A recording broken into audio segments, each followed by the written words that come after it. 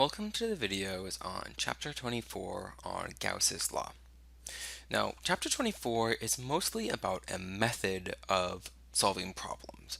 Now, it's sort of a meta method in the sense that usually you use Gauss's Law not so much to find a particular numerical result, but rather to derive the formula for an electric field from some distribution of charge in a way that's much easier than just directly integrating it.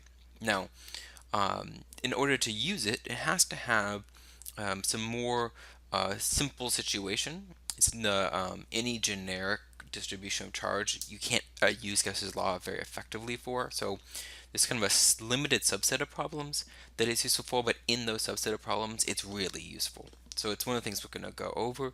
And also it encapsulates a fairly fundamental idea about electric fields.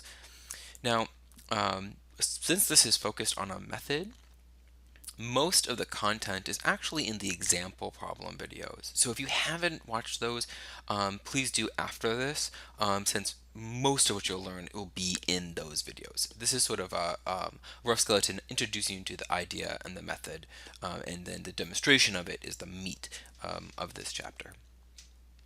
So I want to do a quick overview of the three things we're going to talk about in this chapter. Now, Gauss's law has to do with a new quantity called electric flux. So we're going to do what electric flux is and how do you measure it, and try to do it from a somewhat more intuitive way of thinking about it to getting to the less intuitive version of the equation. Then we'll talk about what Gauss's law is, now that we have the definition of electric flux to talk about. And then we'll talk a little bit about how you can see some special properties that you have about a conductor, both in what the charge is and the electric field of it, using Gauss's law.